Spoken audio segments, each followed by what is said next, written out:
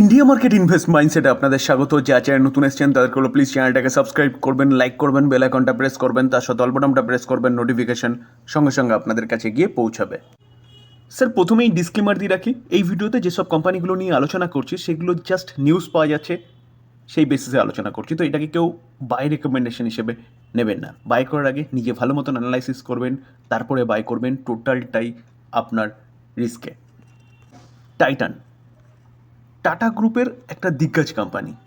যেই কোম্পানিটা আজকে দিনে দেখলে দেখা যাবে দেখুন প্রায় 4.5% মতন একটা ভালো অফসাইড মুভমেন্ট দেখিয়েছে অনেক দিন পর, যেখানে এই কোম্পানিটাকে দেখলে দেখা যাবে দেখুন লাস্ট এক বছরে অনলি ফর 7% রিটার্ন দিয়েছে, এবং লাস্ট 5 বছরে দেখলে দেখা যাবে কোম্পানিটা 278% রিটার্ন দিয়েছে। মার্কেট ক্যাপ কত?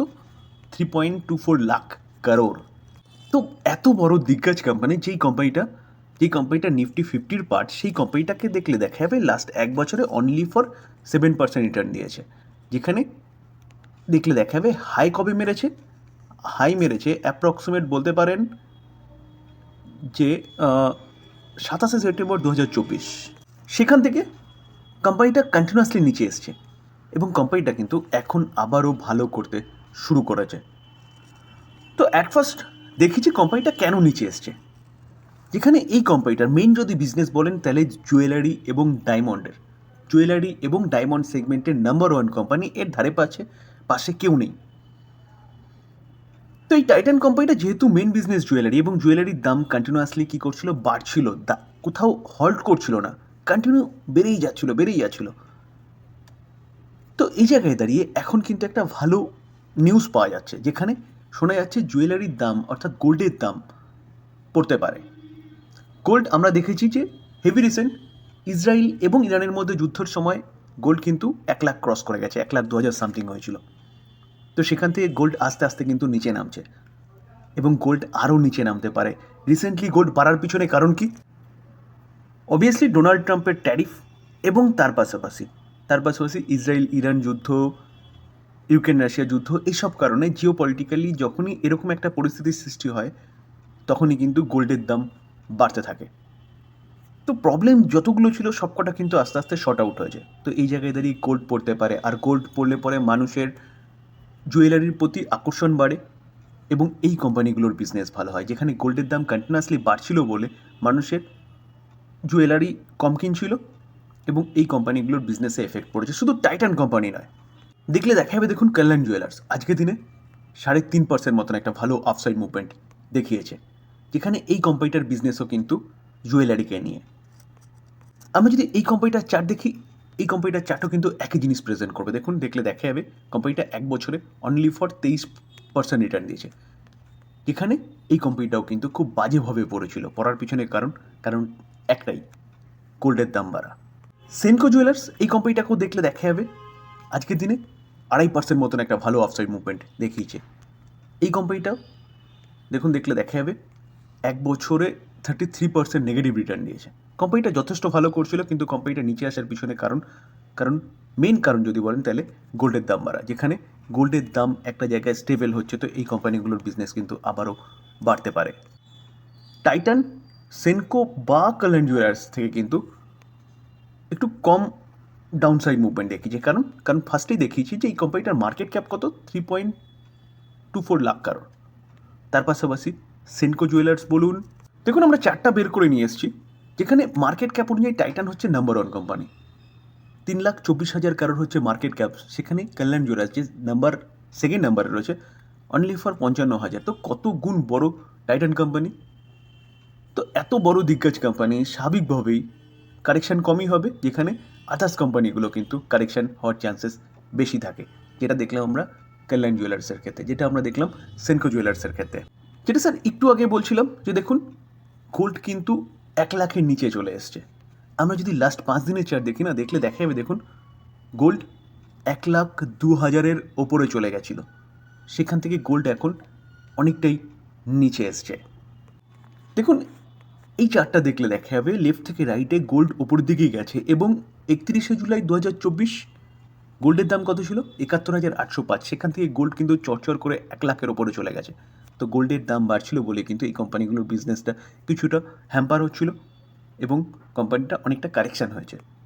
তার পাশাপাশি ব্রোকিং হাউসরাও কিন্তু এই কোম্পানিগুলোকে অর্থাৎ জুয়েলারি কোম্পানিগুলোকে নিয়ে বুলিশ, বিশেষ করে টাইটান কোম্পানিকে নিয়ে। দেখুন ম্যাকোয়ারিস মেনটেন করেছে আউট পারফরমেন্স রেটিং, যেখানে কোম্পানিটা কিন্তু অনেক দিন ধরে পারফরমেন্স দেখাচ্ছিল না। তো আজকের দিনে এনএসসি এবং বিএসসির মধ্যে টপ পারফর্মার হচ্ছে টাইটান, যেখানে এনএসসি এবং বিএসসি অর্থাৎ সেন্সেক্স ও নিফটি, সেন্সেক্সের 30 এবং নিফটির 50, এই দুটো জায়গায় কিন্তু এই কোম্পানিটা রয়েছে। এই যে ম্যাকোয়ারিস না, এটা কিন্তু অস্ট্রেলিয়া বেস ব্রোকিং হাউস, যেখানে টাইটান কোম্পানিকে নিয়ে তারা আউট পারফর্মের রেটিং দিচ্ছে এবং টার্গেট দিচ্ছে কত 4150। তো কারেন্ট মার্কেট প্রাইস থেকে কিন্তু অনেকটা আপসাইড মুভমেন্টের কথা বলছে। আমরা যদি টাইটান কোম্পানির লাস্ট 5 বছরের প্রফিট দেখি, দেখলে দেখা যাবে 974, সেটা 2198, সেটা 3274, সেখান থেকে 3496 এবং 25-এ কিছুটা কমেছে 2025-এর মার্চের ডেটা অনুযায়ী, যেখানে 3337 হয়েছে। পড়ার পিছনে কারণ কিন্তু একটু আগে আমি ব্যাখ্যা করেছি আপনাদের সাথে। যেখানে এই কোম্পানিটা যদি আমরা সেলস গ্রোথ দেখলে দেখা যাবে, দেখুন সেলস গ্রোথ কী বলছে, 10 বছরে 18%, 5 বছরে 23%, 3 বছরে 28%, কারেন্ট ইয়ারে 18%। প্রফিট গ্রোথ 15, যথেষ্ট ভালো প্রফিট করছিল, কিন্তু কারেন্ট ইয়ারে নেগেটিভ বেরোছে। নেগেটিভে থাকার পিছনে কারণ কন্টিনিউয়াসলি গোল্ডের দাম বাড়া। আমরা স্টক সিজিআর গ্রোথ দেখলে দেখা যাবে, দেখুন কোম্পানিটা 10 বছরে 26%, 5 বছরে 30%, 3 বছরে 21%, কারেন্ট ইয়ারে অনলি ফর 7%। তো কোম্পানিটা যথেষ্ট ভালো পারফরমেন্স করছিল, একদম নিফটি জবের থেকে তৈরি হয়েছে তবের থেকে। শুধু এই সময়ে মানে এই বছরটা বা লাস্ট 1 বছরে খারাপ পারফরমেন্স দেখাচ্ছে গোল্ডের দাম বাড়ার জন্য। তো যে কোনো কোম্পানির ক্ষেত্রে কিন্তু এরকম একটা দর আসে, যেখানে রিটার্ন অন ইকুইটি থেকে রিটার্ন দেখলে দেখা যাবে, দেখুন 26%, 28%, 32%, যথেষ্ট ভালো প্রেজেন্ট করেছে কোম্পানি। আমরা যদি শেয়ার হোল্ডিং প্যাটার্ন দেখলে দেখা যাবে, দেখুন মার্চ 2025 প্রোমোটার 52.9% স্টেক হোল্ড করছে, foreign institution investor 17.8% stake hold করছে, domestic institution investor 11.2% stake hold করছে, এবং পাবলিককে দেখলে দেখা যাবে পাবলিক 17% স্টেক হোল্ড করছে। তো শেয়ার হোল্ডিং প্যাটার্নও ঠিকঠাক আছে, যেখানে ফরেন ইনস্টিটিউশন ইনভেস্টার এবং ডোমেস্টিক ইনস্টিটিউশন ইনভেস্টার ও প্রোমোটার সব মিলিয়ে অ্যাপ্রক্সিমেট বলতে পারেন কত 83% স্টেক হোল্ড করছে। আমরা যদি ইনস্টিটিউশন ইনভেস্টারের মধ্যে যাই, দেখলে দেখা যাবে, দেখুন মিউচুয়াল ফান্ড 6.41%, 50টা মিউচুয়াল ফান্ড রয়েছে, এসবিআই 1.55% স্টেক হোল্ড করছে। ফরেন পোর্টফোলিও ইনভেস্টার 17.25, 820টা ফরেন পোর্টফোলিও ইনভেস্টার রয়েছে, যেখানে ইন্স্যুরেন্স কোম্পানিও রয়েছে কত 4.75%, 29টা ইন্স্যুরেন্স কোম্পানি, এলআইসি একাই 2.34% স্টেক হোল্ড করছে। তো স্যার এত ফরেন পোর্টফোলিও ইনভেস্টার, এত ডোমেস্টিক ইনস্টিটিউশন ইনভেস্টার কেন আছে? স্যার চিন্তাভাবনার বিষয়। আবারও ডিসক্লেমার দিয়ে রাখি, জাস্ট ইনফরমেশনটা শেয়ার করার জন্য কিন্তু এই ভিডিওটা। তো এটাকে লার্নিং হিসেবে নেবেন, কেউ বাই রিকমেন্ডেশন হিসেবে নেবেন না। বাই করার আগে নিজে ভালো মতন অ্যানালাইসিস করবেন, তারপরে বাই করবেন। আপনি আপনার ফাইন্যান্সিয়াল অ্যাডভাইজারের সাথে কথা বলে নিয়ে তারপর বাই করবেন। কারণ টাকা আপনার, রিস্ক আপনার গেলে কিন্তু আপনারই যাবে। থ্যাংক ইউ, ভালো থাকবেন।